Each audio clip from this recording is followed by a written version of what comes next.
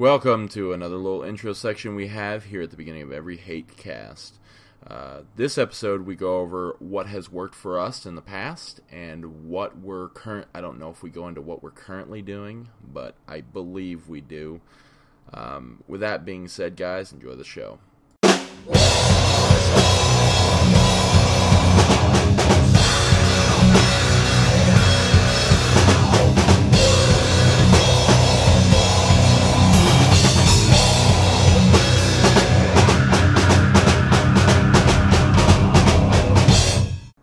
Welcome to the newest Hatecast, and this time we go over what works for us and what have we tried.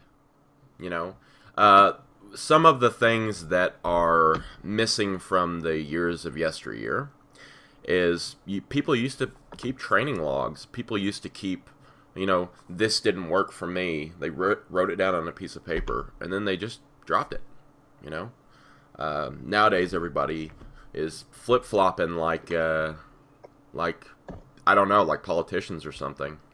It's weird. So, that being said, we're going to start with Jamie here. Yo. What was one of the first things you tried? And I mean, like, let's really go back.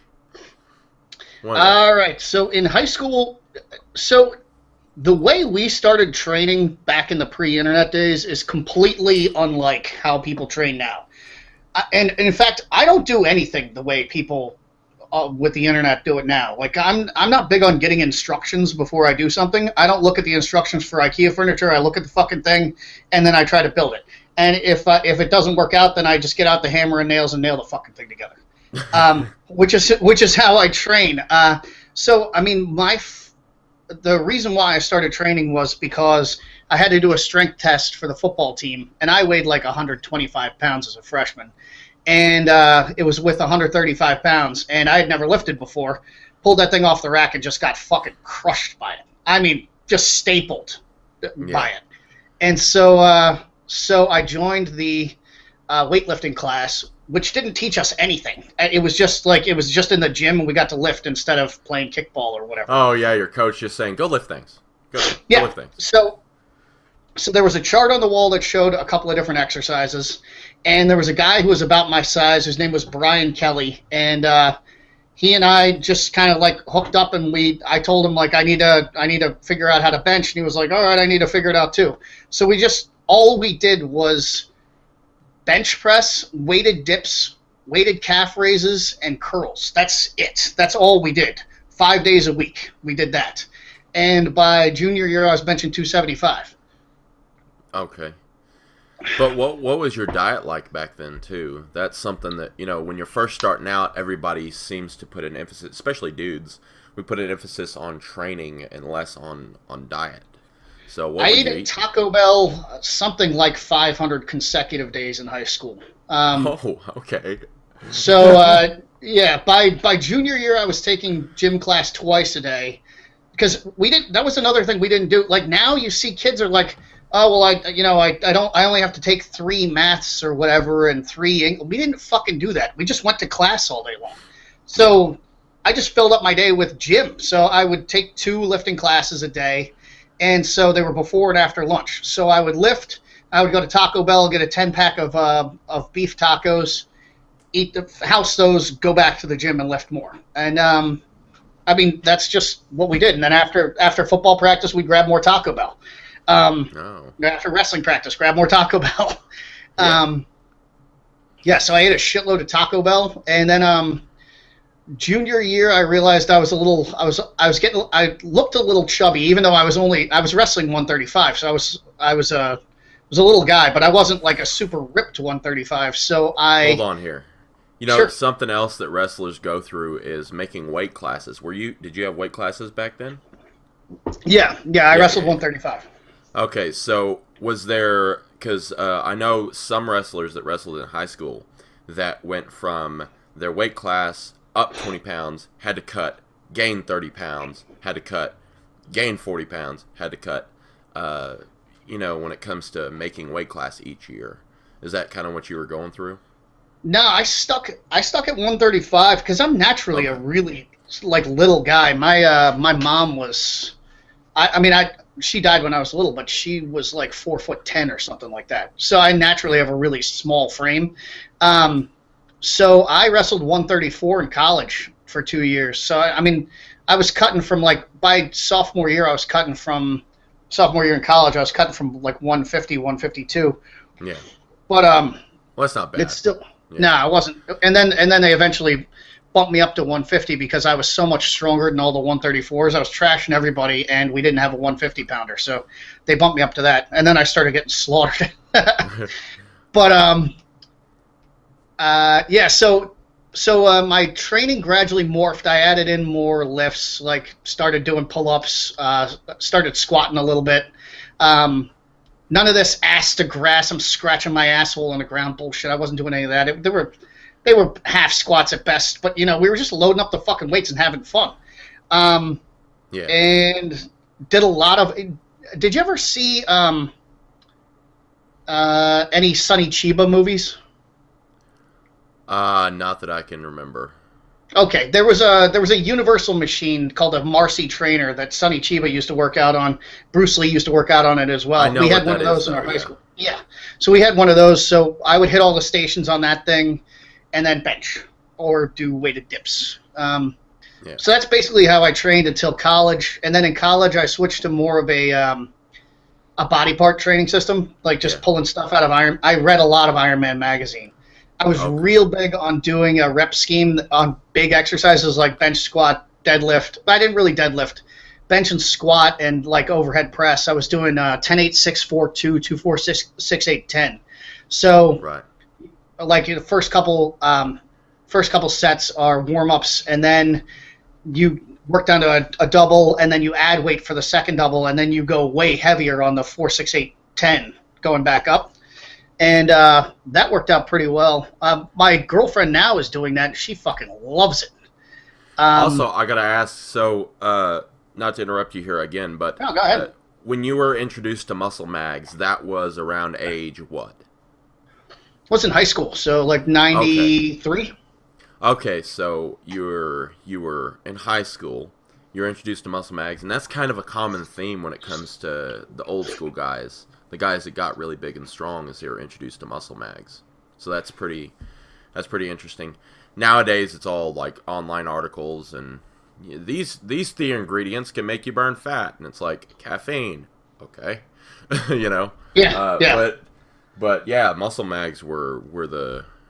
I think if people were to utilize them, they would make a great comeback. Although I was kind of sad to see Flex gone away. So. Yeah, and the magazines are tiny now. So, I mean, I'll buy them because I want to support the industry. Yeah. But, I mean, I'll buy Muscular Development because it's basically, like, it's got Cliff's Notes for all the journals in it, all the strength and conditioning journals. Yeah. So that's cool. But, yeah, Iron Man was the shit back in the day. They had all these old school routines in there. It was, like, they had a lot of... At the time, like it wasn't this natty shit where it was like they were running around like fucking born-again Christians screeching about it. It was just like... Just about lifting. Yeah, it was about lifting, and they were like, hey, this guy was a drug-free lifter back in the day, and like he made these gains, and so can you. And then you'd have on to, like, there was a guy who won Mr. America back in the day who did this insane... He would do one rep, but it would be like a 45-second rep. Like... super slow, super heavy. He had the most bizarre physique ever. I don't remember the guy's name, but I mean, they would have all kinds of crazy shit in there you could try. So we were trying fucking everything. I mean, everything from super slow reps to doing 21s to breathing squats. I mean, we fucking tried everything. And just about, I will say, everything that I tried, like, coming up, worked to a degree, with the exception of what I now believe was a troll. But Ed Cohn, I think, trolled the powerlifting world saying that all he trained was 12s. And I did that for a while, and my bench fucking fell apart. I dropped body weight, my bench fell apart. I was miserable. It was terrible. It was like 3 sets of 12. I wanted to kill myself. Yeah. No, I mean, you know, one of the other things I wanted to ask you is, like, what was one of the things that you found to be most effective that you kind of just forgot about for a couple of years and either added back in or wish you had never dropped? Like, what was one of the most effective things that you learned back then from training?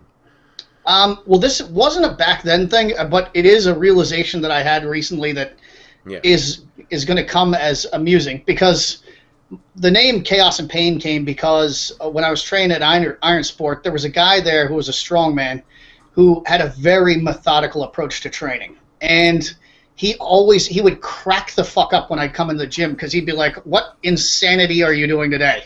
Are you going to do calf raises followed by handstand push-ups, followed by bench press, followed by this, followed by that, and then, well, maybe you'll see how far you can throw the stone for no reason whatsoever, because I used to do that sometimes.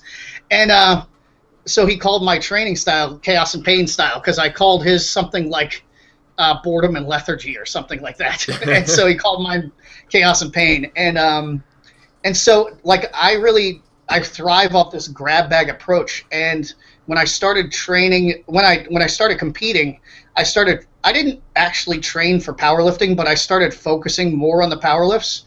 And that, not only did that suck all the fun out of training and destroy me mentally, but it actually retarded my gains. I swear in the last 2 weeks when I went back to the grab bag approach, number one, I'm sore. I feel like I got hit by a fucking bus every day when I get out of bed. But it feels good. It's that good sore where you're like, I am a fucking monster every time. I'll just get up and walk around, and my girlfriend will be like, it sounds like you're going to tear the stairs down when you come down the stairs. You want to like chill out?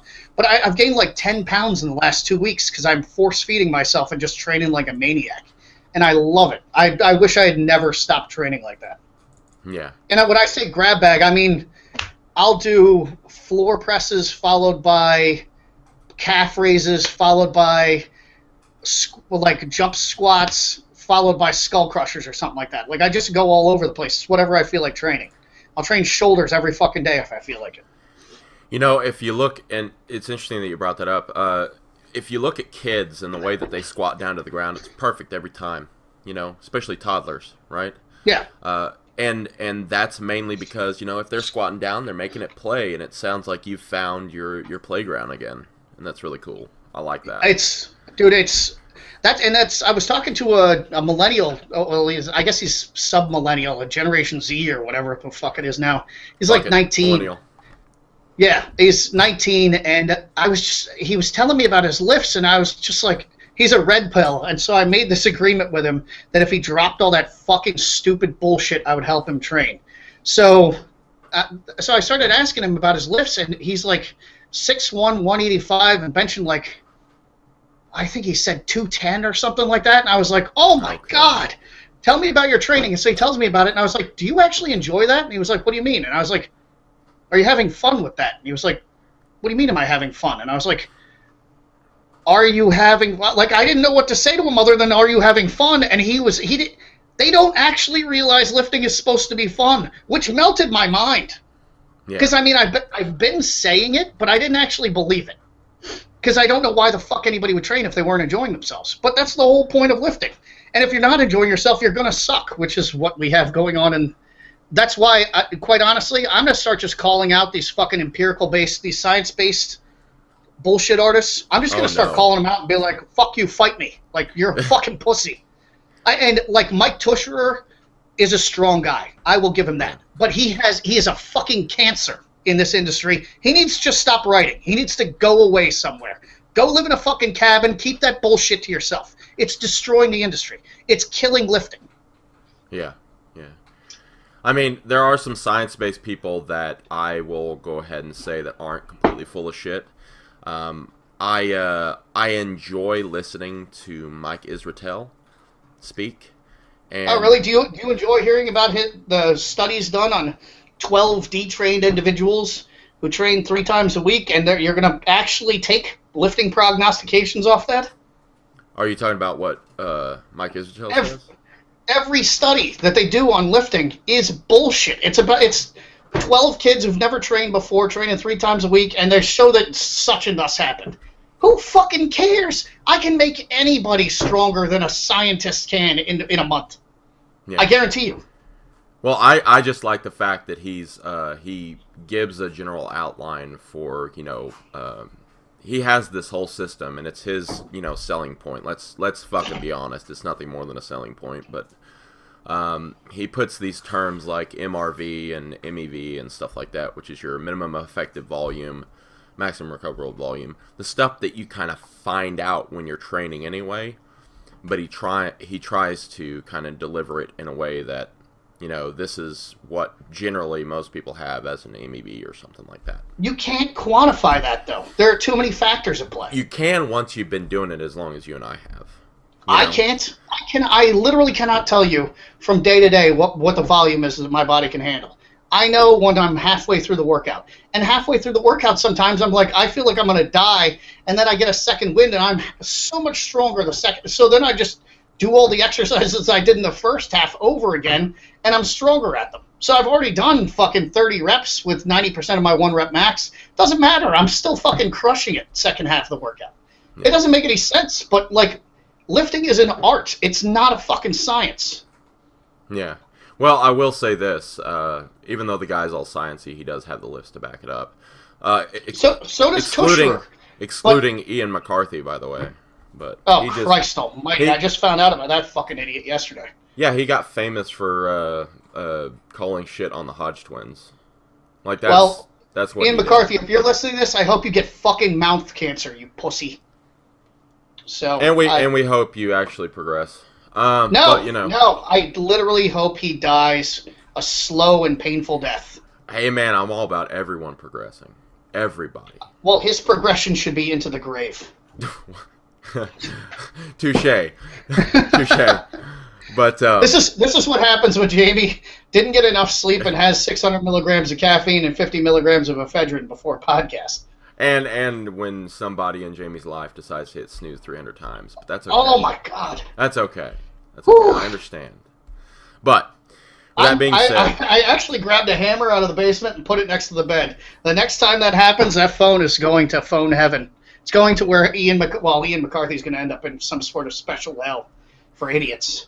With that being said, back to the original discussion here. So, muscle mags, lifting fun, all that stuff. Is there any other little knowledge nuggets that you can kind of deliver when it comes to what has worked for you? I mean, I know your diet consists of just eating as much as you possibly can right now, right? Yeah. Just because, this morning you had a pound of chicken wings. Just woke up and said, I'm going to have a pound of chicken wings. I respect that. Yeah, I had a pound of chicken wing. Thus far today, I've been awake for, 3.5 hours. I've had a pound of boneless chicken wings, 2 protein cookies, some protein almonds, and 2 bagels with a lot of butter on them. Yeah, well, hey, that sounds like the perfect breakfast to get your day going. So hey, that's what I'm all about. And that would bring me to this. So we have a question, and I'll answer. I'll go through all my shit after this. So listening to your podcast, what do you weigh now, and what's your average daily calorie estimate? Now, I know you don't probably know yours. You just know that food's in front of you, and you must eat it, right? Somebody asked me my calories, and so I did a couple of days just kind of guesstimating it in my head. And I'm somewhere between 6,000 and 8,000 calories. Okay, yeah. And I'm actually leaner. 2 weeks after I started this, I'm actually leaner than I was when I started because I'm facing Inferno and Claw. And I'm not doing that as a plug. I'm just saying, I'm facing Inferno and Claw like crazy all day long. And it's helping keep me lean. Plus, I'm training 2 hours a day, 6 days a week. Yeah. And I'm not bullshitting around in the gym. I take 1.5-minute, 2-minute rests. Yeah, and another thing, too, is you train hard, too. Most people, I feel like if most people were to eat 6,000 to 8,000 calories, they would just end up getting fat because they train like pussies. Yeah, my off day where I just train arms is, I'm looking around, and I'm not a person who sweats a lot. But I'll be soaked in sweat from doing a superset of skull crushers and cable curls, and I just keep running back and forth between the bench and the cables. And I'm looking around and I'm watching these people fiddle fuck around and dick around with their phones, wearing their capri pants and shit. I'm like, it's no fucking wonder you guys look like shit. How many reps of texting you got left, bro? Yeah, exactly. I mean, I fuck around with my phone too, but like I noticed that when I was training for competitions, I would be on Facebook in between each set. Like I was watching the clock, I was in between, I was on Facebook. Now the only reason I fuck around with my phone is to change my music. I don't text anybody. I don't want to fucking know from anybody while I'm at the gym. I'm just in there, I'm breaking my ass and I'm having a good time. And it's not like I'm trying to be a dickhead and I'm like, I'm at work. I'm worshiping the iron gods and all. Fuck all that shit. I'm just in there having fun, and I don't need to be on my phone because I don't fucking care what people have to say while I'm in the gym. So yeah, I mean, changing songs, putting your phone on airplane mode or something like that, and just kind of zoning out to the weights is just, to me, that's my me time. That's my therapy time. Yeah. And I know that's kind of cliche, touchy-feely millennial speak, but like it's the most ignored form of therapy too. I don't think that's millennial speak at all. I think people have always needed me time, and I think one of the problems with society these days is people don't have hobbies. I'm glad you brought that up, society, Dave, because I've been researching a lot on the obesity problem and stuff like that, right? Mm-hmm. And I have been watching these documentaries obsessively. Now, a lot of them have biases, like. There was one that had a bias. They wanted to could you name a couple? Weight of Our Nation. It was an HBO documentary. Okay. They have The Skinny on Obesity. You can find it on YouTube. Is another one. But they all have this like kill fast food, kill sugar. Oh my god! But it's I don't think it's that simple. I think it's a combination of because. People want to either blame it on nature, like, oh, I have genetics to be fat, or they want to blame it on nurture, which is, oh, well, it's hard to not be fat. And I think they're both wrong. It's a combination of both nature and nurture, because the genetics you have for gaining weight and losing weight and everything has a lot to do with your mother's prenatal diet, and it has a lot to do with your mother's prenatal health, right? So even before pregnancy, your genetics are kind of given to you. And when it comes to nurture, like, we don't go out and hunt anymore. How much better did that 8-hour smoked brisket taste than anything else you've tasted in your life? Oh, it was phenomenal. Because it takes fucking work, right? It takes you going out there. It's almost like an increased reward to the food that you've just prepared, right? I mean... there is definitely something to that, because... so I work from home, so luckily I can do this all day long. But so I'll be, I'll write for 2 hours, and then I'll get up, I'll season some hamburgers, I'll go out and grill up a half pound of hamburgers or 2/3 of a pound of hamburgers, and then come in and eat them. And there's some just taking that time I'll throw on Last Podcast on the Left or something, and just stand out there in the sun and grill. There's something special about that time that I can't really articulate, but it is a really nice way to kind of take a step back from work, from everything. Like, I don't text or anything like that. And I'm just thinking back to what I do. I'm not saying, like, I don't set my phone on do not, there's all these apps now where you can, keep your phone from, I don't do any of that. I just, I want to enjoy what I'm doing. And so I just stand there and enjoy it. And I look up at the sun and let it get sun on my face. And it's a nice, like you were saying, it's rewarding. It's rewarding, and when you make kind of an event of it, it really kind of it adds something to it. It tastes better. If you're talking about losing weight, it expends more energy to cook like that. I mean, you're sitting up there, you're standing, you're not sitting, waiting on the microwave or something like that. And if you ever noticed, I want everyone out there to make just the most delicious home-cooked meal that they can that takes a lot of preparation. I'm talking 8-hour smokes, 12-hour smokes. Something like going fishing, catching a fish, scaling it, going hunting game, stuff like that. Do that, and then compare that, like have a burger in front of you from like some generic fast food chain. The stuff that you actually put work into, and I know you're going to think this is a bunch of frou-frou bullshit, will taste better. I will actually take that one step further, and if they don't have the wherewithal to go hunting or fishing or whatever, do this. Walk from your house to wherever you're going to go eat. Because since I have a DUI, my license is suspended. I walk everywhere, which I think is part of the reason why I'm staying lean while I'm eating like a freak. But I've come to really enjoy walking. Like I really, and I know it sounds like a cop-out, but it's not. I just like walking places. Like I can take the train, I can take the train and it'll take me 5 minutes, or I can walk, it'll take me a half hour. If I have the half hour, I'll walk, and I just listen to a podcast or like fuck around and listen to the radio. It's a really enjoyable way to spend time. Yeah. And it's the only form of cardio, which, by the way, here's a little trivia. It's the only form of cardio that is actually approved by the American Heart Association for some reason. But I think they're kind of coming around to swimming. But, you can drown, so don't. Don't do that. I could trip while walking and drown in a puddle, so... To be fair, you could cross the street and get hit by a car, but nobody gives a shit. Okay? Yeah. Nobody gives a shit. But, yeah, it's something so rewarding, and especially, this whole...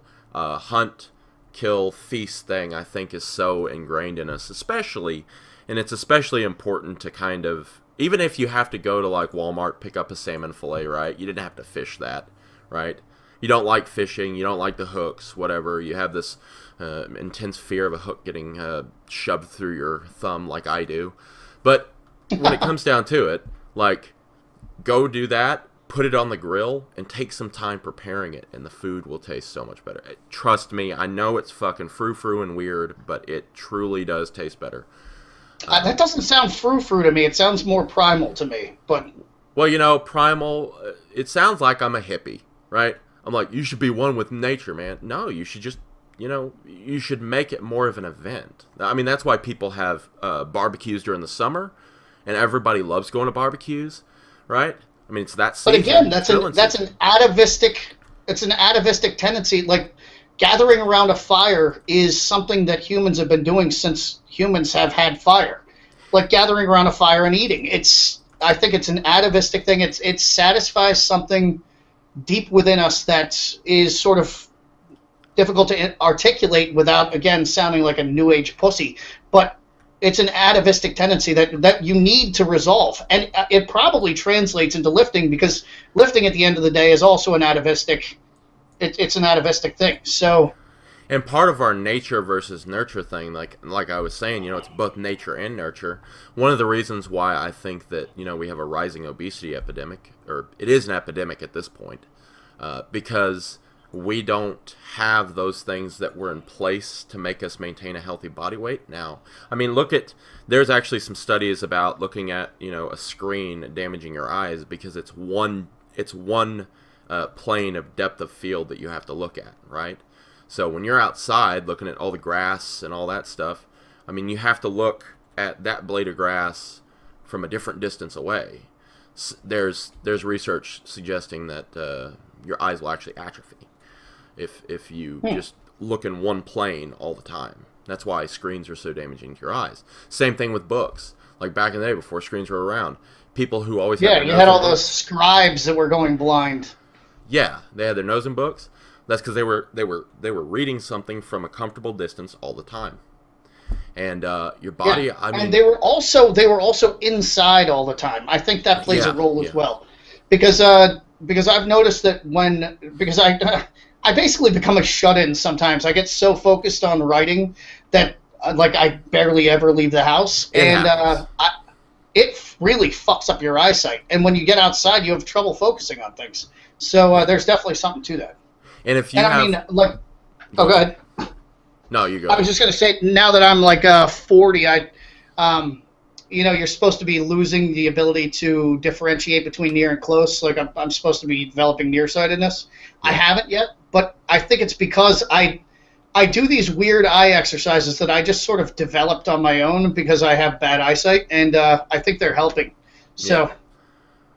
Yeah. Well, what are those, by the way? That's kind of like people who get, competitive eaters train their jaw too. Which I'm not saying you should buy one of those fucking jaws or size things that they sell, but, like chew a piece of gum every once in a while is pretty healthy for you, for your bone density in your teeth and stuff, right? So, but what are the eye exercises that you developed? What do you... Before I tell you that, I have a fun anecdote. Okay. a little psychopathic, but fun nevertheless. Nothing wrong with that. You ever see the movie or read the book Red Dragon? I have. Okay, so the guy in that, he was training his jaw all the time, so he had more bite force. Right. Yeah, so because I read comic books, dudes in comic books always have their jaw muscle just like fucking sticking out, and it's just like, you know, because they're always grimacing and shit. And I didn't have that. Like, I didn't have a strong jaw, so I used to use really hard erasers, and I'd just bite down on them for like over and over and over again, trying to develop my jaw muscle. Yeah.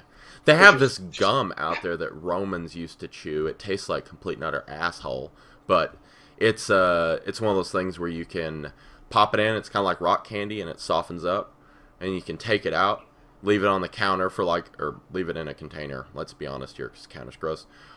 Container or something for a day or two. It'll harden back up, and you can chew it again. People use it for races all the time. If that is the stuff I'm thinking of, it's what they used to give boxers to set their jaws when they were broken, too. Correct. Yeah. Yeah. I can't remember the name for the life of me. Yeah, I don't remember the name either. It's some kind of gum, but it would hold your jaw in place when it was broken. Yeah, and that's cool as shit, by the way. Like, that's your never-ending gum. If they could only flavor that son of a bitch, I think we would be in the ballpark of something grand. But then you'd end up with the sugar alcohols in there, and anybody who's eaten sugar-free candy or maybe eaten too many breath mints before, you know, you cough too hard and then you've shit your pants. To be fair, if you guys ever want to have a fun time, I highly do not suggest that you increase your intake of sorbitol to that of insane amounts. Please do not ever eat a pound of sugar-free licorice in a sitting. I am living proof of that. It is not fun. Living barely. Shit your pants. You will shit your pants, but before you shit your pants, you will be weeping in agony. Literally, tears streaming down your face, praying for death because your stomach hurts so bad.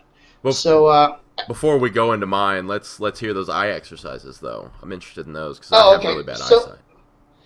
So, when you're reading a book or you're reading your computer, your eyes will naturally, one of them will unfocus and the other one will focus. So it'll focus on you'll have one nearsighted, one farsighted eye. Kind of like a dominant eye. Yes, and so when you look up, if you look out of one eye, it'll be blurry as shit.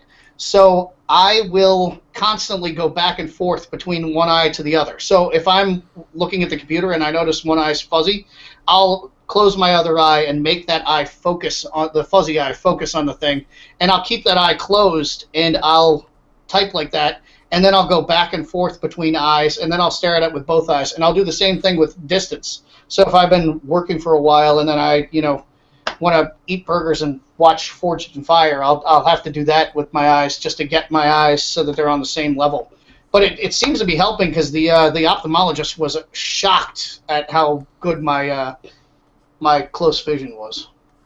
I'm gonna have to start doing some of that because I've man, as I get older, it's becoming more and more about like optimum performance in every single avenue. I think it was Ty Cobb had a bunch of eye exercises he used to do, and apparently he had the vision of a hawk. Oh, so you could scream racial epithets at people and beat them with good eyesight, I suppose. Yeah, and there's a part of me, I don't know if I'm gonna do it yet, but I kind of want to pick up archery a little bit. It just seems like I've been thinking about it as well. Yeah. Well, what got you interested in it? Well, one, the apocalypse is coming, so. Oh yeah. Yeah, I feel like I don't plan on hunting any animals, but I will never be wanting for meat. It'll just seem like people have been moving out of the neighborhood, and I'd rather not make any noise while I'm doing that. So that's. Well, if you're looking for zombies, just go to the gym and see most of the people connected to their smartphone. I mean. Just look at anybody on a treadmill. Yeah. If you are using a treadmill, if you're listening to this and you use a treadmill with the weather like it is right now, Just quit lifting. Stop going to the gym. Quit lifting. Pick a different thing to do with your time. Because if you can't go outside and take a fucking walk with the weather being 75 degrees outside, you know what? I got nothing for you. Go fuck yourself. Except if you have severe allergies, please help. Send help. I have, yeah. Take fucking Claritin. I take Claritin I pop Claritin like it's fucking Tic Tacs. Yeah. No, I do the same thing. Me and you were just discussing that the other day. You woke up with hives. And I'm sitting here, I have chronic sinusitis, right? So I sound like I'm a crack addict most of the time. And it's just... Boy, you sounded like shit yesterday. Oh, buddy. The allergies were out in fucking force yesterday, especially here in Arkansas, where... Yeah, well, they were bad here, too. Yeah, it's starting to be a lot like Texas, because, you know, the joke is it doesn't snow in Texas. It just pollens, you know? Yeah, this thick layer of green pollen that just covers your vehicle. Whenever we're down there visiting my parents, we come back with a new coat of paint. So, it's fucking crazy. I tell you what, do not ever go to Tucson during this time of the year. Because really? They planted these huge olive groves in between Tucson and Phoenix. And so twice a year, in the spring and the fall, they bloom. And I mean... I used to stagger into work. I worked at an indie record store, and I used to stagger into work with my eyes like glued shut with mucus. And, I mean, they'd be swollen. I'm icing my face and, like, popping all these allergy meds, and everybody's like, did you get beat up? And I'm like, this fucking pollen, everything's yellow everywhere. And it's actually, like, super illegal to plant an olive tree now. Like, if you plant a single olive tree, you're going to jail. Why is that? Is it... It's because of the pollen. Okay. It's horrific. I mean, it's a thick layer of yellow pollen on everything. I'm sure it's like the green pollen in Texas. I don't know what that is, but... it's the weather attacking us. That's all it is. It's just Mother Earth defending herself against all of us plebeians who need to take Claritin. That's all it is. I mean... But back to the archery thing, you only got to 1 point, which was the apocalypse. So... Oh, yeah, and then there's also the bull worker, which is an old-school... workout thing that basically is like drawing a bow, and it's a really good shoulder and back workout. So I thought that would be cool too. I just like it because it's primal as fuck. It's something to get me outside. It's something to do. You know, it also, I believe that archery improves your eyesight a little bit too. So that wouldn't surprise me. Oh yeah. You need to focus in on, and I'm trying to work on my hand-eye coordination because I have the coordination of a ballerina with an inner ear infection right now. So if there's even a bit of weight off center, like if I'm doing squats or something, I'll just tip. I'm like a cow. Don't worry about it. Although a lot skinnier now, which leads me to my past things that I've tried. So I started in about 2009, right? Mm-hmm. And in 2009, I had a couple of different health problems. I was pre-diabetic, so very insulin resistant. I had high blood pressure. I think like 180, I could be wrong, like was the high number, right? And the doctor was seriously worried about my health. Now, I had insomnia. I'm clinically diagnosed with insomnia. I've been through the sleep study. I've gotten the little suckers on my head, you know, that gel that never seems to wash out. I think I still feel it today. But I got that done and everything. I used to be staying up for like 5 days. So my health was pretty... At Jesus 19 Christ. years old, at 19 years old, my health was pretty shot. Yeah, right? You're legally insane at 5 days. Well, legally insane, pretty fun at parties. It's a toss-up. But it's one of those things where, and you know, I really didn't give myself time to sleep because I was not into fitness, so I was, you know, just like everybody else. Like, you know, we already went over the underimportance everybody puts on sleep. It's like, why sleep now? I can sleep, you know, I can make it up on the weekends or whatever. And I was also heavily addicted to video games at that time. And I say addicted to the point where so you can be mentally addicted to something and you can be physically addicted to something, right? So I was spending a majority of my free time on video games. And By that, I mean an unhealthy amount, because I was actually sacrificing sleep in order to play video games, right? So I was an ultra nerd, and that's what were you playing? Fun. You're going to literally skin me alive if I say it. Do not, please don't hurt me, okay? Go ahead, say it. This might be the most stereotypical thing in the world, and I don't regret a damn thing.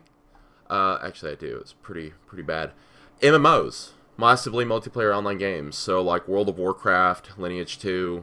Oh, Jesus. You were one of those fat fucks sitting in your parents' Dark basement. Ages. I was a neckbeard. Hear me, my people. I was a neckbeard. It was awesome, right? These games are so fucking boring. Grinding levels constantly. Half the fucking game is just walking around. God, yeah, but when I was a kid, I was on Adderall, so I was super focused. Who cares? Anyway. It still sucks. You're focused on something that sucks. Why didn't you play FPSs? Like, you couldn't... I played those Call of Duty too exciting for you? No. I didn't play Call of Duty because I just missed that, but I did play the old Battlefield 1942. I can't get into Battlefield because there's no game about it. It's just Pip dead. And you don't even know who the fuck shot you. It's some dickhead with a fucking sniper who's in the opposite corner of the fucking screen. There's no way you can avoid him because you don't even know he's fucking there. I fuck that game. To be fair, I also played Counter-Strike. That's my shit right there. And the old Quake, for all of you old school people out there. I did. You know, I don't hate Quake or Team Fortress. They're fun for what they are. Like, every now and then you want to hop around and dolphin dive and shoot people with a grenade launcher, have at it.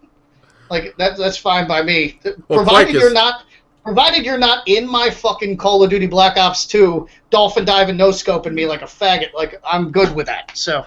Oh, don't worry about it. I'll have the riot shield on. I'll knife you. Don't worry about it. Oh my god. I'll be the ultimate pussy rollout. Don't worry about it. But anyway, it's I was just sitting there with the striker making shit happen. Hey, the only Call of Duty that I really got into was Call of Duty 4 Modern Warfare. I was one of those kids. So, but with that being said, the first Modern Warfare. Yeah. I preferred 2 to the first one. I thought 2 was more fun. Again, I missed the boat because right around then, that's when you got into WoW. Well, I got into WoW and I got into I was the biggest game hopper ever. I was vastly successful. Like, my online persona, if I would have taken that amount of time and put it into any income-based profession, I would have been a millionaire, multi-millionaire by now. Hey, if you had been a chick with double D's, you could have made bank on Twitch. Well, I wasn't a chick, but I did have double D's. But with that being said, should have got them titties out then. Man, I had man titties and everything. It was. There are guys who are into that. You just got to play to your audience, buddy. Man, you know what? With as much money as there is with webcam girls now and webcam guys, and oh my god, not to get too controversial here, but the whole trans webcam thing is a fucking huge industry right now. Holy shit. Is it really? Yeah, people love chicks with dicks. I mean, I used to troll people with Bailey J all the time on the blog. I would take Bailey J pics and then I would crop them so her dick was out of the pic, and people would jerk off to the image and then reverse Google image search it and find out she had a dick, and then they would blow me up. You motherfucker! Now I'm gay. What the fuck? And I'm just laughing like, bro, you're not gay. Like, I don't know what to tell you, but you're not gay. And one of Bailey J's friends actually messaged me at one point, was like, what you did was amazing, and we all think it's awesome. And I was like, hey, that's what I'm here for. I'm people helping people.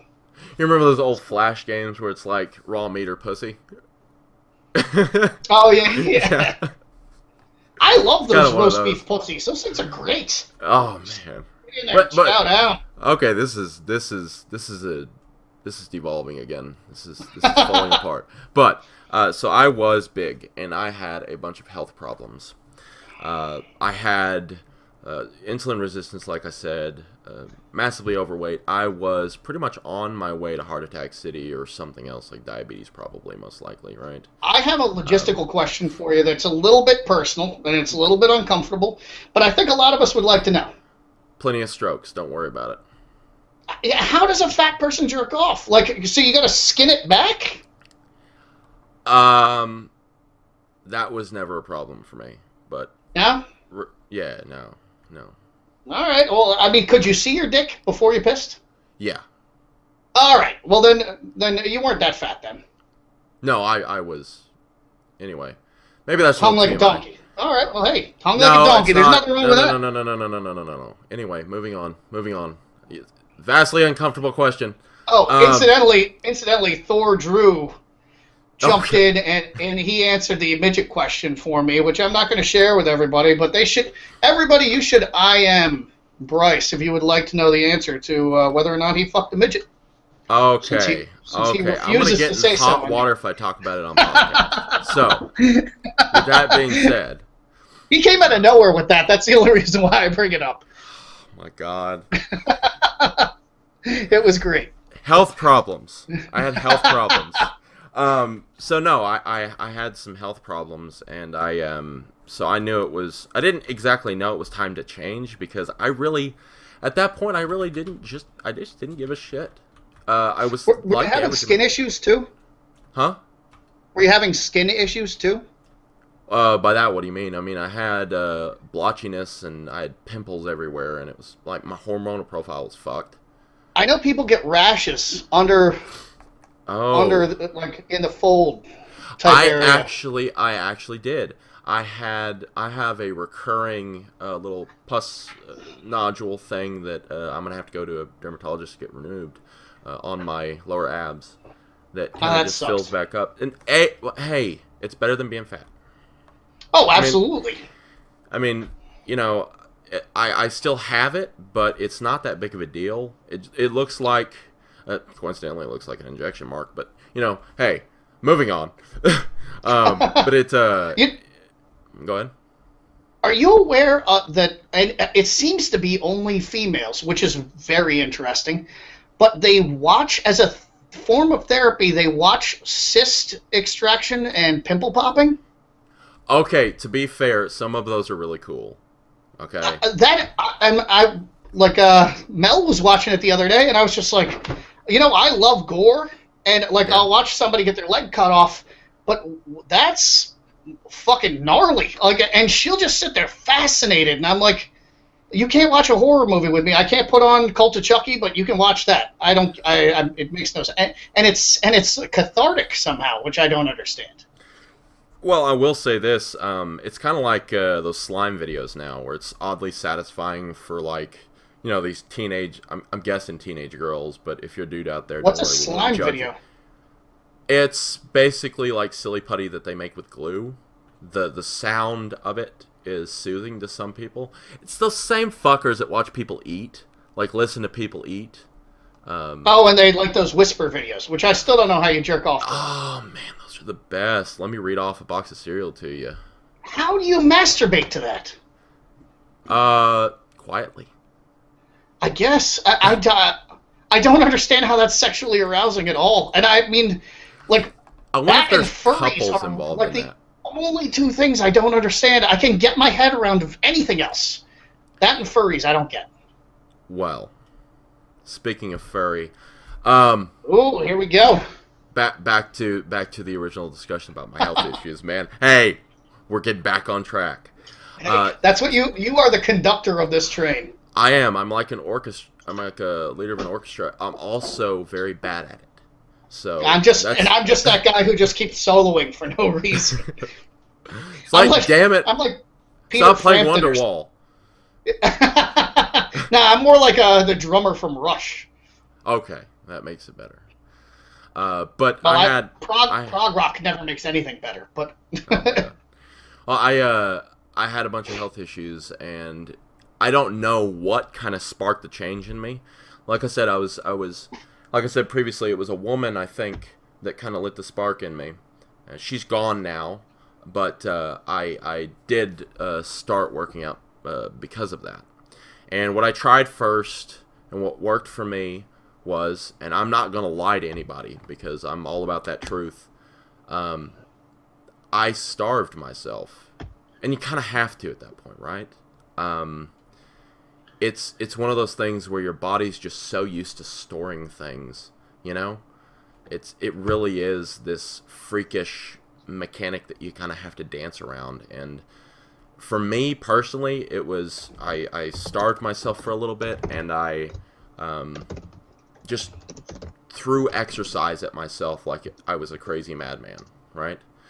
But I do remember walking around my parents' block, like when I was living at their house, and I got winded going halfway around the block. I actually had to have my mother pick me up. Damn. That was, and that's like me. Some Homer Simpson shit right there. That was me at 19 years old, right? So Jesus Christ! Did you not play sports in high school? No. Oh, are you fucking kidding me? Everybody said that I needed to play football. I'm like, it's too much work. Your parents didn't make you? No. But then again, that's neither here nor there. I had the best parents in the world, mister. But I'm not criticizing your parents. It's just like my parents just straight up said they were like, we don't give a fuck if you want to play sports or not. You play 3 sports a year. Just pick your sports. Yeah. Well, that was probably to your service too, because you've absolutely, and my parents, on the other hand, embrace the book stuff, embrace the learning. So they had to take books away from me to keep me from reading. You know what? They had to shove books in my face because I had such bad attention problems. I still do to this day. It'll be fine, but it'll be fine. It'll be fine. Yeah. But I had a bunch of issues. In any event, you had a bunch of issues. Yeah, I had a bunch of issues. So, by the way, people, for those of you hearing the Facebook dings, that is my friend messaging me. I'm sorry. But I had a bunch of health issues. I started lifting 10-pound dumbbells because that's what my parents bought. Hey. And I did a bunch of curls. I thought that I would get big arms and be super skinny from doing 100 reps of 10-pound dumbbell curls. Right?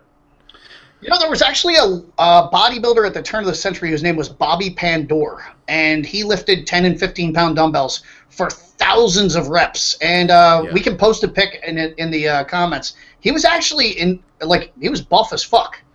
Yeah. He only weighed, he was maybe 5'7", he probably weighed 165 pounds, but he was fucking ripped. That wasn't me. I will say that I tried that for a little while, and then I kind of got turned on to, I was a very big trend jumper, when it comes to getting on stuff and trying new stuff. I tried, actually, if you want to, Jesus Christ, my friend's messaging me in the middle of a podcast. Stop. But the thing is I jumped on some trends. So P90X was big. Do you remember that? Yeah, of course. Yeah. So it was... People used to come into the gym doing P90X, which would crack me the fuck up. They bring their laptop in and they're following P90X in the gym. And it's just buy dumbbells and stay the fuck home. What are you doing? P90X was big, so I did that for a little bit, and I lost a significant amount of weight because that was more activity, and that's what's good about those workout programs, those things, is they get people who just are completely lost, right? They get them at least a little bit into it, right? So I did their whole 90 days, and I was down 40 pounds, but my diet... Get a little muscular? Oh, fuck no. There's no progression. We're given the equipment that I had, right? And I was losing weight at such a dramatic rate because of the starvation, I eventually, once I nailed my diet down, because that came later, I got down to 178 and I had no muscle on me. I'm gonna have to quiet this. Oh my god. You don't want it? He's just blowing you up, huh? Mute conversation. Okay. So I lost 40 pounds, and then my weight kind of stalled. because I had played all my cards at once. I was throwing activity at it, everything like that. And I hopped over to going to an actual gym at that point, right? And that's where I kind of picked up running on the treadmill, which is something that you're not a fan of. But it, I guess, got me a little bit further. Man, I got to the point where I was doing like 2 hours of cardio and my progress was still stalled. It wasn't until I actually came up off of the diet that I was on, like started eating in a little bit of surplus, right? Yeah. And then you gotta speed up your metabolism. And then went back down. Well, not only that, man, but hormonally, when you're that big, everything's just shot, right? Like your whole body just doesn't work as good as one tip to anybody. I think we covered this already, but one tip for anybody who's out there: if you need to bust that plateau, what you have to do is you have to buy a weighted vest. It's really the only way. If you're going to do cardio, got to buy a weighted vest, because what happens is cardio. Yes. Yep, you got to do loaded cardio, and it's scientifically proven. And I as much as I just blasted people who use PubMed, that's one of the few things, because like the science they do on cardio is actually with people who are not like some pussy they just dragged off a couch. Yeah, because it's easier. Yeah, exactly. Yeah. And like that really is the only way you can bust those plateaus. So. Yeah. Well, when it comes down to it, like I didn't exactly know what I was doing. Now, I'm going to try and make this a little bit shorter because I do have to hurry this up because of some things going on today. But with that being said, yay! Yeah. Everybody congratulate Bryce. He's got his first house. My first residential house, yes. Yes. So when do you move in? We move in as soon as the new flooring gets here because this thing has been a nightmare. Sweet. So you got like 1 month until your water heater breaks. Oh yeah, no. Fucking water heater. God damn that. Like of home ownership. Like I swear to God, the water heater is a fucking nightmare every time I've owned a house. Yeah. Well, we did a thorough inspection and we got everything hammered out. Although everything that can go wrong will go wrong, so I'm prepared. But with that being, I tried about everything that you can imagine. I tried the Atkins diet. I stalled like a motherfucker on that, right? I tried keto for a very short time, but it got, the way I was doing it got abhorrently expensive because I did it the way that the fitness bros tell you to do it. It's like, you only got to buy organic this and grass-fed that and all that shit, and it's like, fuck off. That didn't work for me because I was doing the version of keto that says, hey, you can eat anything you want, as much as you want, and with my appetite issues, like I have a genetic factor that makes it so that I'm pretty much never full. I was eating like... You have, what is that disease? It's not Lesch-Nyfield, it's, Well, apparently autism, so... No, it comes with a severe mental retardation at the same time. They did a documentary on it called Rebecca. Oh, no, I don't. No. I looked that up, and I don't. It's just, it's a genetic defect in the way that my body handles leptin and ghrelin. Leptin, ghrelin? Yeah. Yeah. So, she had a lot more going on with her. So, she was... Oh, yeah. I know. I was just breaking your balls. Oh, no, that's fine. Yeah. It's okay. I've, jokingly said, I actually think I may be on the autism spectrum because I can't hold information in. I got to get it out. You have a forehead on you, too. Hell yeah. Hell yeah. Breakfast. But that's a meme for those who don't know. But I didn't know that was a meme. Breakfast. Yeah, look it up. But when it comes down to it, I tried everything in the book. Training-wise, I tried one of the first programs, the actual programs that I hopped on, like I said, was P90X. And then one of the second programs I tried was 5x5. Just So I didn't want to interrupt you before. I'm going to interrupt you now. Okay. Just because this is something that you and I may have discussed it, but I don't recall.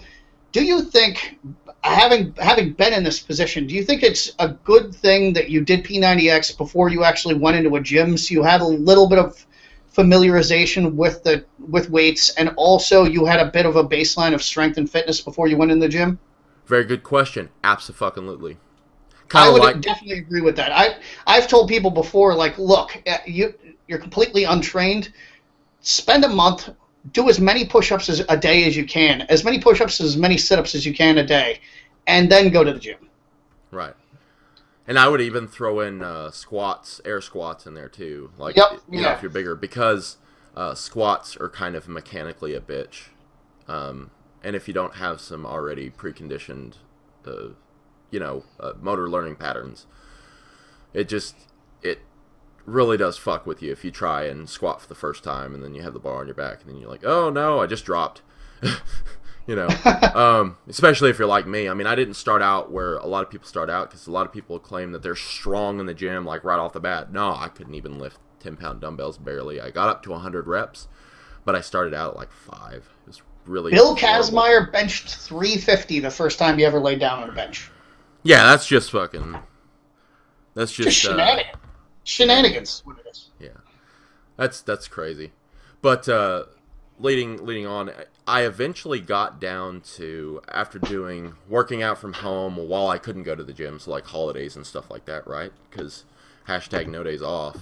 Eventually got to the point where I started to kind of get the hang of it. So I scaled back my workouts. I only was in the gym 4 to 5 days a week, right? And then I kind of nailed the thing that has helped me a lot, which is calorie counting, right? Mm-hmm. The only reason that it helped me is because I can't regulate my appetite, right? You do not need a calorie count to lose weight, guys. If you have not tried the old school way of bodybuilding, I can tell you that it works, of cutting for bodybuilding shows, which is meat, vegetables, water, right? Yeah, just go paleo. Yeah, not even that. It's you need something to snack on. Eat some almonds. Yeah, and I think one of the biggest advantages we have right now is we know a lot more about macros, right? I know you ripped on the whole science thing, but people were at one point not getting enough protein. I know it's hard to believe with all the protein shakes and all that stuff out there, but there was at one point where everybody was just, they were eating like 30 grams of protein with a meal 3 times a day, right? And they were just blasting carbs, low fat, because, people were fat phobic at one time too. According to every bit of science that I see come out recently, we're all eating way too much protein, and 90 grams, it's what they're saying, 0.8 grams of protein per kilogram is plenty of protein. Fuck that shit. Raspberry. So again, fuck science. Fuck it in its stupid ass. Sometimes science is stupid. And you know what? There's individuals who actually need more protein than the average too. Like, I don't know, active individuals. But anyway, yeah. Also, and just for everybody, just remember, science is a liar sometimes. To be fair, everybody kind of cherry picks their things when it comes to what they want to, share or whatever. When it comes to science stuff, that 0.8 grams per pound of body weight. That's actually 0.8. No, that was per kilogram. That was per kilogram. Yeah. So I think that everybody should be realistically shooting for at least, at the very minimum, 1 gram per pound of body weight. Just because at the very minimum. Just because it's easy, and I know most people in the autism spectrum can do it. So. Oh, holy shit! You look at 4chan though; it is fucking impossible to eat that much protein. Oh no! Channers, Jesus Christ, they freak out. They're like, "There's no way I could eat that much." Oh, really? You fat piece of shit sat in your parents' basement covered in Cheetos dust? The reason why you can't eat fucking 100 grams of protein in a day is because you just ate 6 bags of fucking Cheetos. Yeah. Just everything is orange in their room because it's covered in Cheetos dust.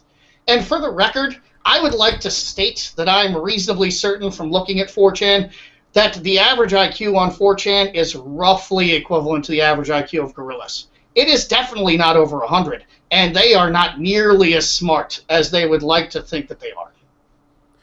Well, to be fair, 4chan isn't exactly the place for smartness, if you think about it. I mean, it started out as a website. They really think they're a bunch of brilliant people, though. Yeah, I still remember the good old days of the invasion boards, but that's another story for a different time. Well, I would like to hear that story at some time. I will tell it. It's amazing. But I ended up going and trying a bunch of stuff. Like I said, my niece even got me on the grapefruit diet for a little bit, just because I was desperate at that point. And if you've never tried the grapefruit diet, don't. Especially if you're bigger and you have acid reflux. What about the 33 bananas a day diet?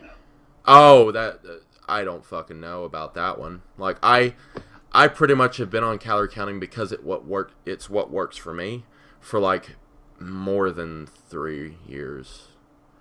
I guarantee you this: you eat 33 bananas in a day for a month, you will have type 2 diabetes in a month. Wilford Brimley will ride into your house on a fucking horse and hand you an insulin pump because to be fair, I love that guy.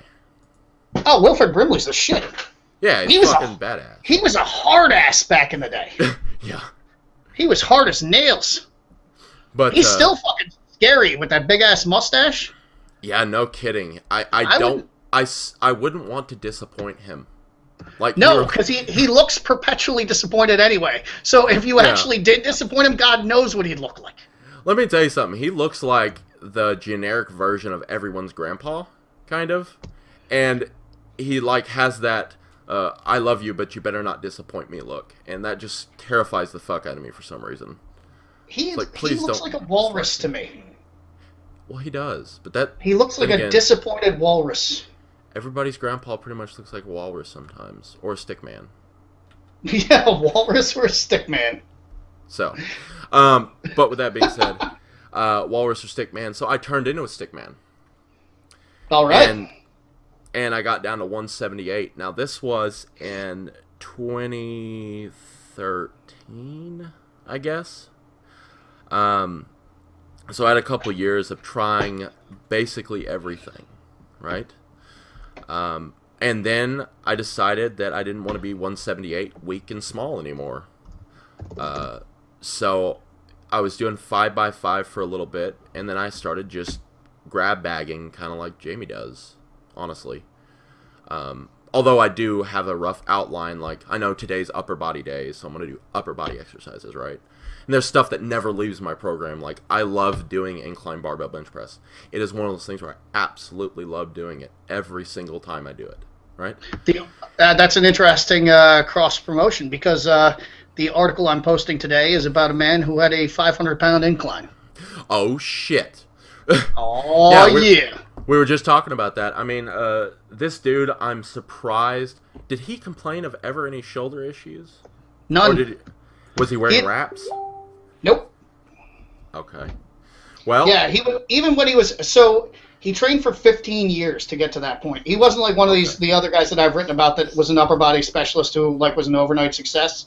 So it took him 15 years, but at 15 years, like he trained with a bunch of proto powerlifters, like this guy Bill Peanuts West, who was always talking shit to him, like, oh, you never squat, you never do this, you never do that. And he was like, go fuck yourself. So he did a flat bench every now and again. He hit a 560 touch and go flat bench, and a 500 incline, a 405 behind the neck press, and he never squatted. He would occasionally do some half squats.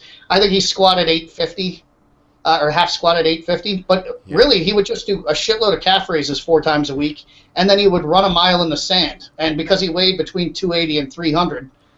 He had pretty fucking big legs. Like half the pictures of him are in like posing trunks. I guess he was just walking around in a banana hammock all the time with a captain's hat on, which is amazing. It happens. That is the greatest outfit in the history of the world. When he shows up to Thanksgiving and that, like at your family gathering, you have to give that man respect. Oh, absolutely. Yeah. And also, for all the people out there who are like, oh, you're promoting people who don't squat. Well, listen. Not everybody squats. That's simple fucking truth. If there's a single squatting natty bro out there, or a USAPL or IPF lifter who has been in an episode of The Monkees, been in a Jackie Chan movie, been in Planet of the Apes, then go ahead and message me, and I will retract this statement. But otherwise, you don't need to fucking squat. You don't even need to train legs if you don't want to. You don't need to do anything you don't want to. Speaking of what works for us, that kind of is a good tie-in. So I went for the more structured route. I did want to ask you because you said you have the grab bag approach, which is basically whatever I fucking feel like doing today, bro. Yep. Do you have anything that never leaves your routine because you just love doing it so much? I know you're a fan of Viking presses, but anything else? I do love Viking presses. I don't have a place to do them right now because neither of my gyms actually have a good squat machine to do it, because you do them on a squat machine. And there is a free weight implement to do with it, which I got to buy, but I don't have it right now. But so I do strict front presses, like military press, standing. I do Klokov presses. I love both of those. They never leave my my program. That's about it. Everything else is like catch as catch can. I never deadlift. I haven't deadlifted in the gym since 2011. And I competed all the way through 2015 without ever deadlifting. But then again, you do stuff like rack pulls. Yeah, so, exactly. That's something people are kind of mystified too when it comes to training and wading through the bullshit. Like, we've tried all this stuff before, so we know that you don't have to squat to build big legs. You don't have to deadlift to build a big back. You don't even have to honestly barbell bench press. You can totally do it with dumbbells. I mean, there are plenty of bros and weighted dips. Weighted dips are the squat of the upper body. That's what I was going to say. There's plenty of people that have built an amazing chest. I'm talking like bodybuilding physique chest from just push-ups. Do you know how many fucking push-ups that bro did? How proficient he is. And I'm a big fan of movements that have your entire body moving through a plane of motion, because it's one of the most muscular things that you can. It's one of the strongest things you can do, right? Look at those bar stars guys, or the Russian street workout guys. Those guys are fucking jacked. And I mean, they do lift some, but mostly they're just fiddle fucking around out on a park, like a playground. And let's be honest, most people who are listening to this thing probably care about body composition, right? Yeah, they want to look good. They don't care that their squat is 315 pounds, or 405, or 5, whatever. They don't care that their deadlift is 600. They just want to look like, if they're walking down the street, they can kick your ass, right? And there's nothing wrong with that. You want to look good naked. That's what everybody cares about. And in order to do that, you do not need to do all these power lifts, because that's... Except with the exception of you want to compete one day. I would suggest that at least getting some proficiency under the bar is something that you do, because if you've never squatted before and you jump into a squatting competition, it ain't gonna be pretty. But that being said, I will say though that there was I did an odd lifts competition that Iron Sport had that was fun as shit, and it was a grab bag of exercises, and it was also a grab bag of lifters. So it was my training partner and I, who basically would just do whatever insane. I mean, he was the best training partner I've ever had. We would do the most insane fucking workouts. He was the first person I ever shrugged 1,000 with. And I mean, they were the ugliest fucking things ever. We didn't care. It was just, let's fucking move weight. And so he and I think neither of us, I weighed about 180, he weighed about 200, but he was about 6 feet tall. We were both really lean. And we were in there against strongmen and all kinds of people, and one of the lifts was overhead anyhow. So it was push, press, jerk from the front, from the back. It didn't fucking matter, just get it overhead. And the guy who won that, the guy who pushed the most weight overhead, was a zit-covered bodybuilder. He was like a 20-something bodybuilder who was just on every oral that could possibly go into his system. Hell yeah. I mean, zits were popping as he was lifting. It was fucking hilarious. And he had never push-pressed in his entire life. But this guy was on so much fucking gear, and he was so strong. He ended up putting, like, I don't know, it was 400 or 415 overhead. Yeah. And I mean, he's wobbling around, and like he was wearing like the old school thin leather belt and shit. It was fucking amazing. Like, we had so much fun at that meet. But yeah, I mean, none of us had ever done any of these lifts except for the strongman had done some of them. But I mean, we were just in there having fun and just making it up as we went along, and it was a great time. So if you're in one of those meets, you can get away with never having done the exercise. But if you're going into a powerlifting meet, or God forbid, I don't know why you would do this to yourself, but an Olympic weightlifting meet, I honestly just punch yourself in the face a bunch of times and then go lift some weights and then go play chess. And in that time, you will have had far more fun and lifted more weight than you would in an Olympic weightlifting competition. To be fair, though, I do have respect for Olympic weightlifters when it comes to the execution of the high bar squat, which is something that people don't like to do anymore. Except I don't want to hear them fucking yammer on about how low bar squat isn't a squat. Go fuck yourself. Oh, whatever. I think that it takes a lot more execution, and that's what they're there for, right? They're there to perform that lift perfectly. I mean, if you look at the Olympic weightlifting teams, right, for the Olympics, not just some weightlifting competition that you get in over the weekend. Those guys, they set up, they execute perfectly. Sometimes their arm bends backwards, and that's fine, right? Yeah, sometimes it snaps off. But it'll be fine. Just put it on ice. Don't worry about it. They execute those things like out of a textbook, and it is beautiful, you know. But it is also just showmanship. And watching that one blonde Spanish Olympic weightlifter do anything at all. Yeah. I forget her name, but good. You know what I'm talking about? Oh my God, she's hot. She is the most beautiful woman, and watching her move huge weights is craziness. I will say this: there's one chick that I do enjoy watching quite frequently. Steffi Cohn. She is one strong oh my God person. She is strong as fuck. Right? I'm just saving up. I'm saving up for a ring, and I'm just gonna mail it to her.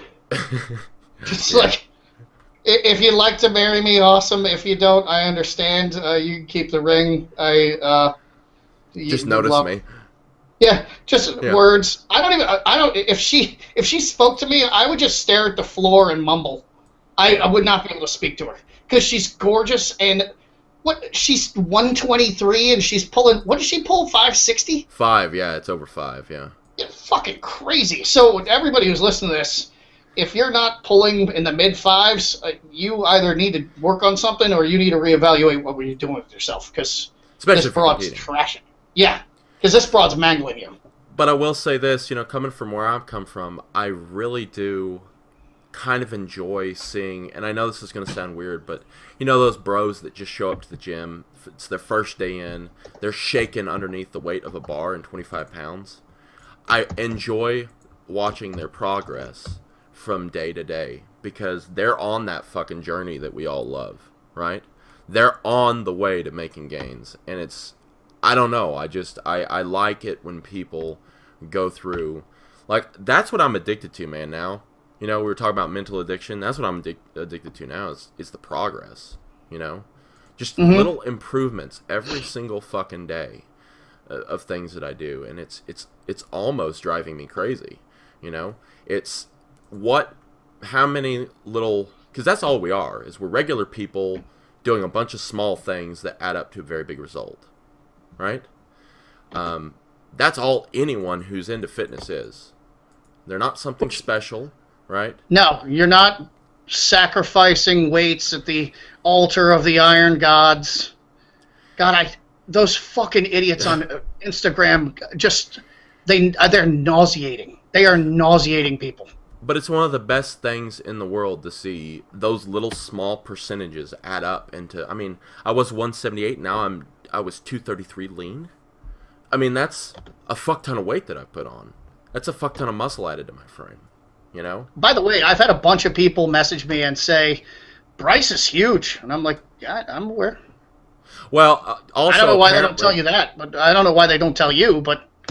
Oh, no, they just tell me that I don't lift shit. So, that's all. Don't worry about it. Well, you do get Hey, it'll be all right. Yeah, it'll be fine. No, I'm not bothered by it. The thing is, too, is like, you know, that's another misconception people have, is like, bodybuilders train differently than powerlifters.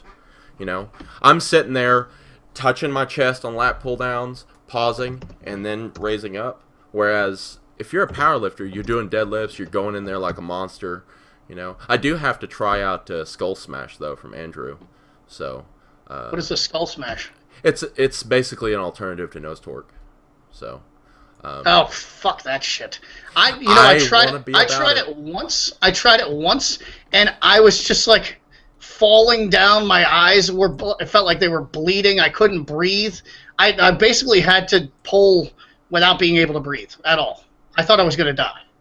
Well, I'm gonna give it a try. Like I said, I haven't tried it yet. The thing is I've been waiting for this house to close, and then I'll go ahead and pull the trigger on it. But, when it comes down to it, it is one of those things where bodybuilders do not always train heavy. I mean, you're aware of this, right? I mean, and especially if hypertrophy is the main goal, right? You should be concentrating on, in my opinion, more of the squeeze work, just like me and Ryan Skelly talked about, and he doesn't squat either, by the way. He actually does hack squats, right? The squeeze work? Yeah. Just getting that gnarly, nasty squeeze that you can. Oh. That contraction, that fucking. I see. My bicep's gonna fall off, but it's okay, It'll be all right. Yeah, it'll be fine. That's the kind of stuff that you concentrate on, and when it comes down to it, it's just something I enjoy doing too. Like, what are some of the things that you enjoy doing in the gym when it comes to stuff that people would generally say you're crazy,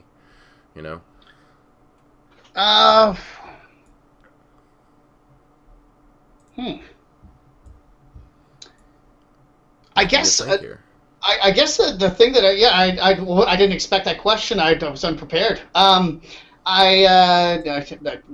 gave us dead air, but I would go with high rep cable arm exercises. So I'm really big on, like, when I do arm day is anywhere between, and it's usually my off day. It's anywhere between 20 minutes and 2 hours of non-stop, like rope curls, rope push downs, reverse grip curls, reverse grip push downs, one arm curls, one arm push downs, but all on the cables. And I just do high reps and I go fucking bananas, and I just keep going and going and going and going and going. Yeah. And I'm sure a lot of people I think a lot of people think that's probably fucking crazy, except if you look at my new profile picture, which I threw up in a hurry because I didn't like the profile picture I had, and I was going to take it down because I thought it looked small, and I was like, I'm an idiot. Yeah, no, I guess I don't look small. Thanks, man. Yeah. So when it comes down to it, I mean, yeah, and that's one of those things where you'll have the Reddit crowd saying, overtraining, 2 hours in the gym, overtraining. Oh, yeah, fuck that shit. 2 hours in the gym, you're going to die, you're going to fall over. But at the same time, 2 hours in the gym might be overtraining, or let me rephrase that, too much for somebody else, You've got to find out, and just like, where we've both come from, we found out what works for us, It's not about this fucking dick measuring contest in the gym. You should be going in there for you. Except if you're a powerlifter, then it is a dick measuring contest. And you gotta have you gotta sling out the biggest thing. Don't go in there for Instagram, and that people have asked me to post my workouts many, many times. Oh, and by the way, to answer the question originally, judging by how my shirts are fitting right now, I'm about 215. Yeah. But so I'm 5'5", 215 roughly, somewhere between 210 and 220. So like when I was actually trying to record all my workouts and like record videos and stuff like that of workouts, I found that I was just killing myself because I didn't want to be like, it was before all these dickheads are on Instagram posting videos of them doing glute ham raises or whatever, and then putting excuses for why they didn't do more. I think that's the worst way to train, because my back was acting up. I only squatted 115. Either you're just posting bullshit nobody wants to watch and a bunch of excuses, in which case you're just giving yourself a reason to be mediocre, or you're doing what I'm doing, which is trying to do something epic all the time, and you're just driving yourself into the ground, because then you're not training for yourself again. You're not having fun with it. You're doing it for Instagram. You're doing it for the internet. You're doing it for your quote-unquote fans. And that's not a good way to go about it. You got to do it for yourself. At the end of the day, nobody cares about Insta fame. You're not going to get recognized in the gym because of your dank Instagram post. You're going to get recognized in the gym for your strength and your muscularity. And if you don't have those two, then work on it. Work on it for you, though. Don't work on it for anyone else, because at the end of the day, you may... And I see this a lot, too, is people try and max every single gym session because they're training for Instagram. So they forget the things like, oh, I'm not feeling it today, just like auto-regulation, kind of like, what you and I do. I'm not feeling it today, so I'm going to go lighter reps.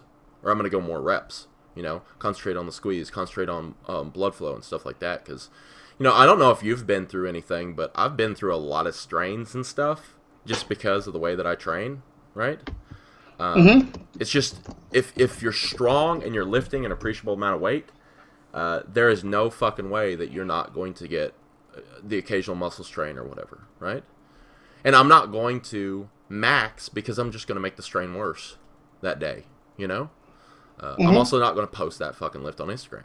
I don't post pretty much any of my lifts on Instagram just because it's a waste of time for me, I mean, you got to set up the camera, you got to make sure the angles are right, now you got to worry about somebody copyright striking you because you have music on the background because every gym plays like Miley Cyrus. Your song pauses because your camera goes on, and then it's just a whole fucking mess. It's a whole thing. It's a production that is unnecessary. Yeah, every now and again you want to put on a bit of a show, go for it. But like this shit where people are posting on fucking Instagram and then the wall of text. Let me just say, a public service announcement. If you have a dick hanging between your legs, you get 3 sentences. And that's it. And that includes fucking hashtags. 3 lines. That's it. Nobody gives a fuck. Stop writing a goddamn book. If you write a book, you have a vagina. That's it. And nobody wants to read that shit either. Who the fuck is reading these things? What the fuck is happening? So that was my rant 30. I nearly had a stroke. My eye is twitching now.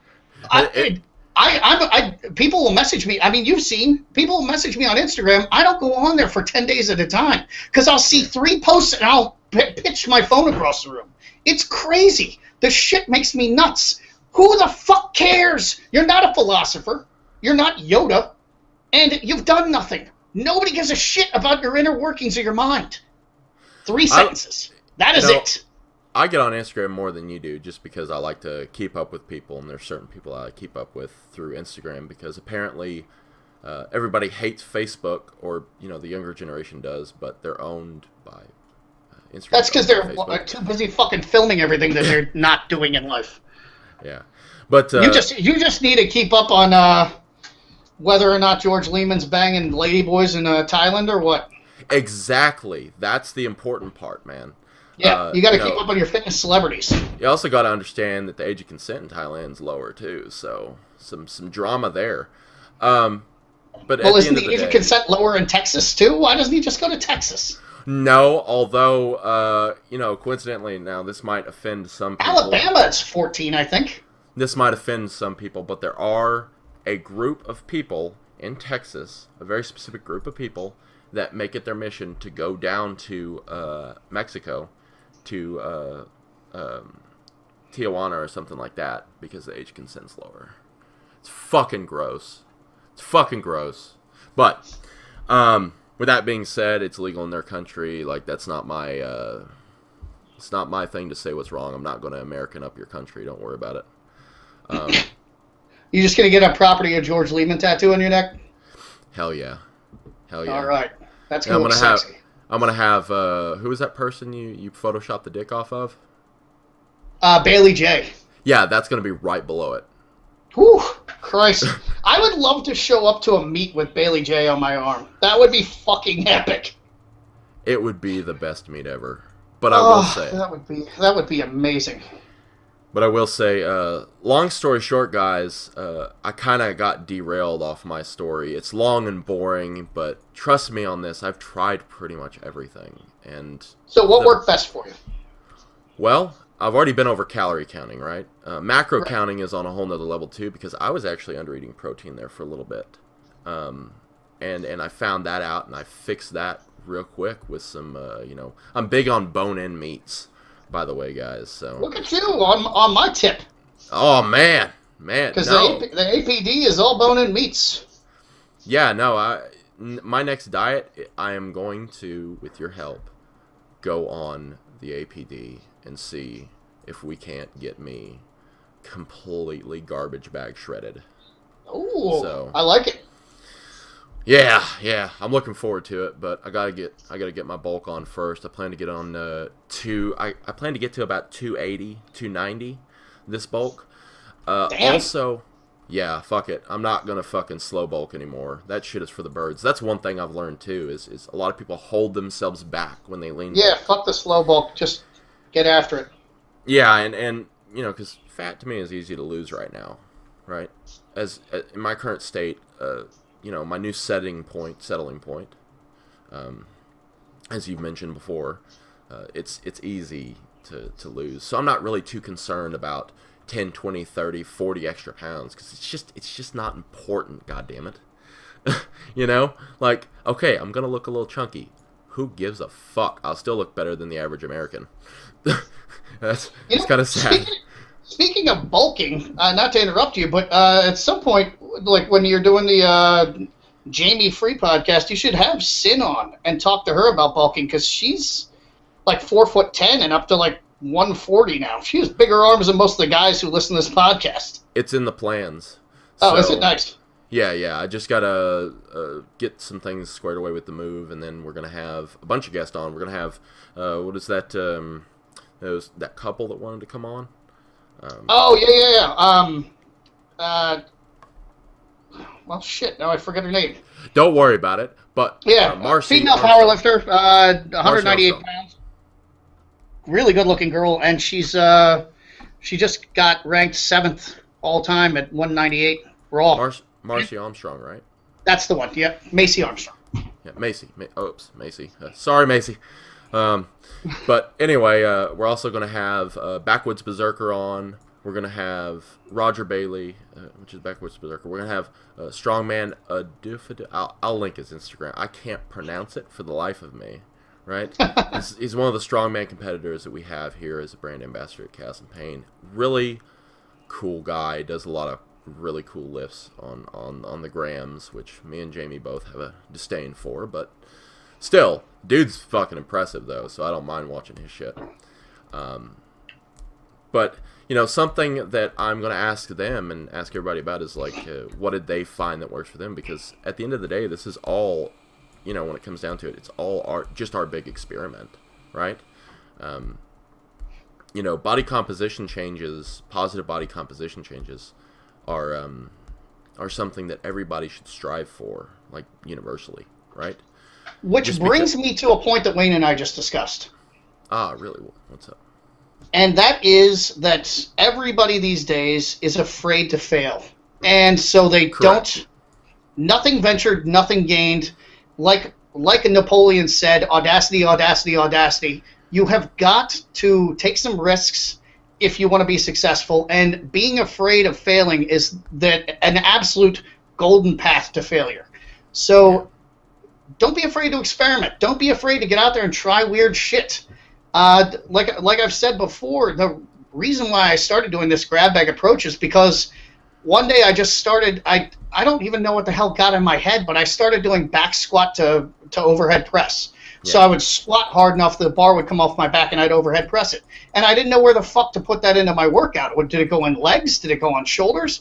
And then I just went, fuck it, I'll just put it in wherever I want. And that's how my training started. So, just have fun with it and try weird shit. And like I'm writing about these guys who are upper body specialists who never trained legs. Maybe someday you just want to spend a month and train nothing but like arms and shoulders and see what happens.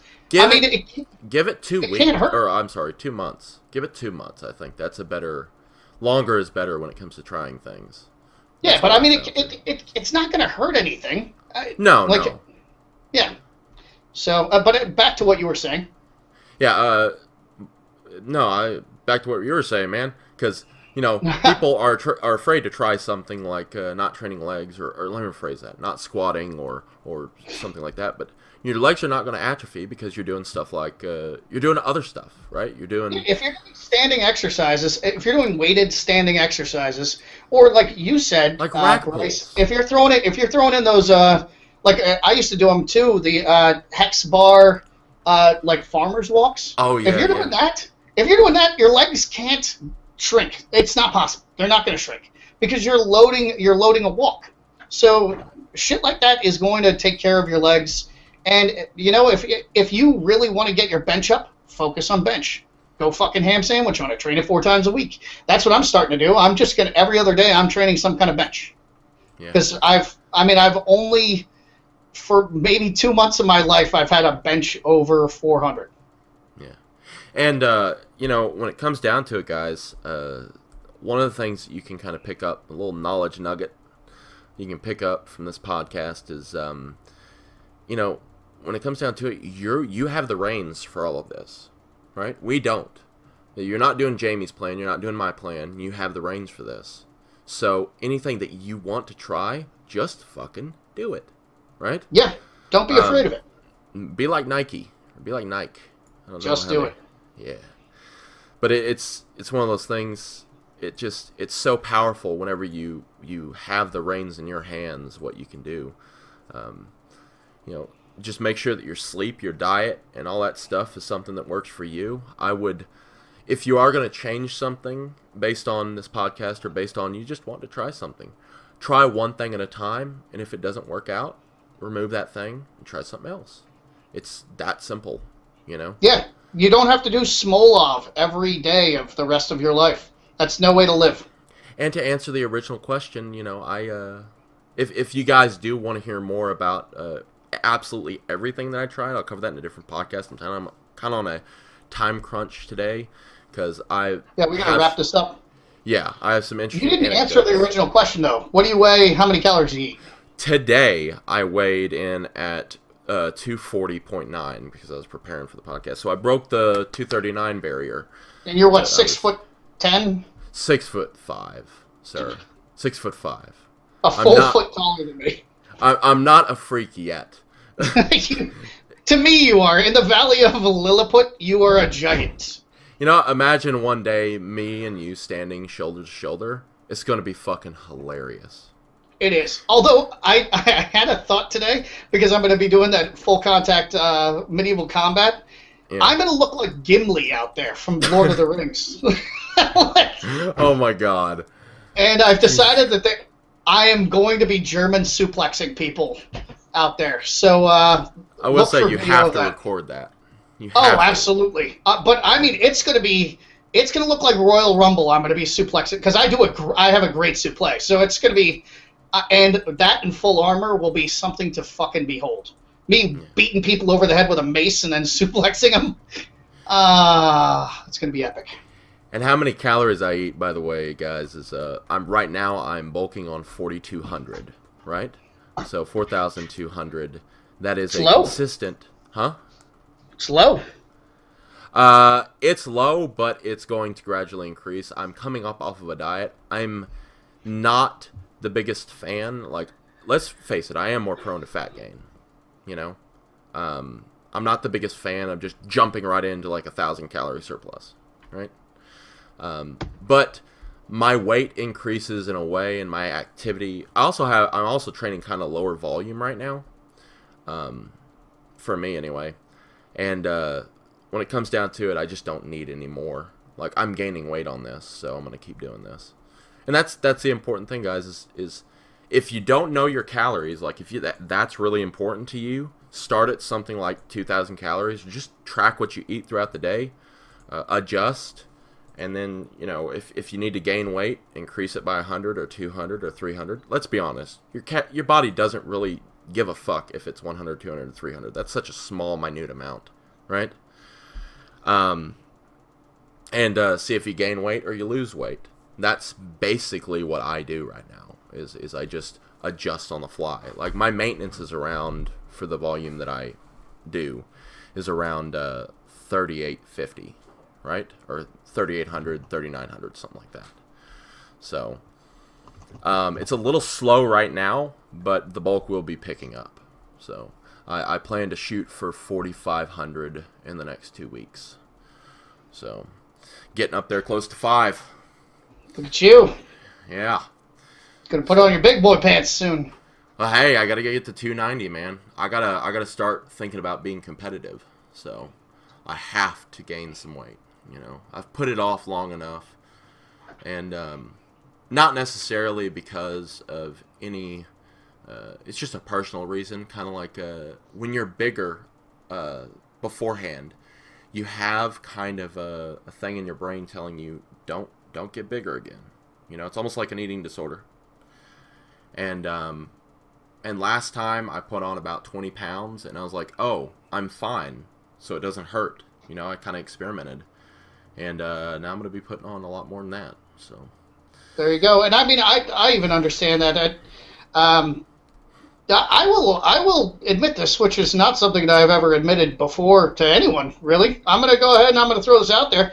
Had a little bit of a bulimia problem when I was a college wrestler. I mean, it wasn't like I don't think bulimia is a disease. I think it's a means to an end. It's just not it's not a particularly healthy one. Yeah. So I understand where you're coming from. Like, I had a real obsession with staying lean at all times, which I've recently dropped. But yeah, you don't want to end up like Christian Guzman. Oh, Jesus Christ! Fucking calves smaller than my forearms, and I have small forearms. But anyway, go on.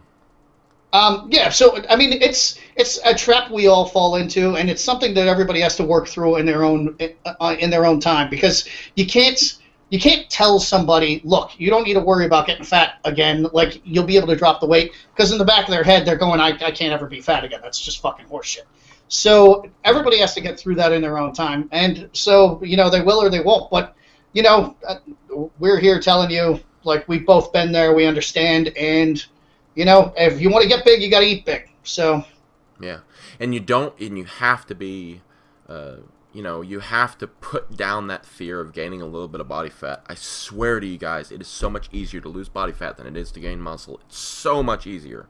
It's Holy crazy easy. Fuck. And especially if you go the whole apex predator diet approach, and just fucking don't. I mean, the way it helps me control my weight management, because if you look at weight management studies in the extremely obese, basically everybody calorie counts at some point, right? Because that's a way to quantify energy expenditure on paper. It's a stupid way to quantify energy expenditure. By the way, but it's a means to an end. We've been going almost 2 hours, and I know we said we were going to keep it an hour so you can get on your way. I know. But I'll finish up with this. If you need to be emotionally detached from the whole weight management thing, calorie counting is a useful tool because it allows you to balance your checkbook. Well, and that's there you all go. It is. That's all it is. It's I got to pay rent today, so I'm going to save $600. So, with that being said, guys, I do have to end up going. I know this ran on longer than we thought. We did pretty fucking much good. Longer. Yeah. And I gotta go do my final showing for my first house. So I'm excited about that. And I know we didn't answer a lot of questions. We'll answer a lot of questions next time. And I think it's about time for me and you to do a podcast on obesity. Oh, well, I've written quite a series on that, so that'll be fun. Yeah. Now, mind you guys, be wary. We're not going to fat shame in this video. And for fuck's sake, I'll say it one more time. Do not fuck with people on the internet for being fat. Just don't do it. Because you make us look bad, you make yourself look bad. If they're fat, they're fat. Leave them the fuck alone. There's no reason to do it. If somebody's fat, they know they're fucking fat. And if they're doing the whole, I'm fat, you're fat, everybody's fat, I'm pretty, just leave them the fuck alone. If they're bugging you, fine, have at them. But otherwise, who the fuck cares? It's, really, at the end of the day, what do you get out of that? After that, are you going to go down to the local playground and kick the shit out of some little kids? What the fuck is wrong with you guys? Don't do that. Yeah. So that's another public service announcement. Yeah, and when we do this podcast, we'll also go over the causes that we think are the reason, because there's a lot of fingers being pointed at everything, right? And we'll go over what you can do about it and all that stuff, right? So with that being said, guys, thanks for watching. We're actually doing a giveaway on this video. One of the things that me and Jamie have both learned a harsh lesson on is come on now. How many graduate degrees do we have between us? We're better than that. Jamie and I.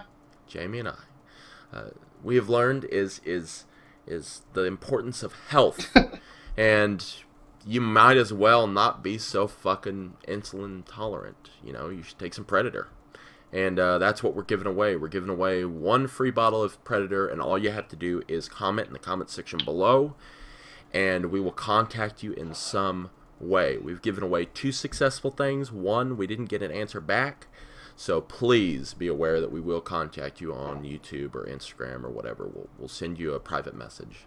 And if you're wondering why you want Predator, if you get worried that you're going to get fat because of your cheat meals, which you won't, the greatest way to ensure that you won't is Predator. It's nutrient repartitioning, so like it shuttles the shit to where it needs to go, so you get big and you don't get fat. Right. Period, point blank. Also, it could help if you're on the 33 banana diet a day. So nothing's going to help that. It could. Insulin will help that. Taking insulin will help that. To be fair. But all right, we will see you in the next one. Alrighty.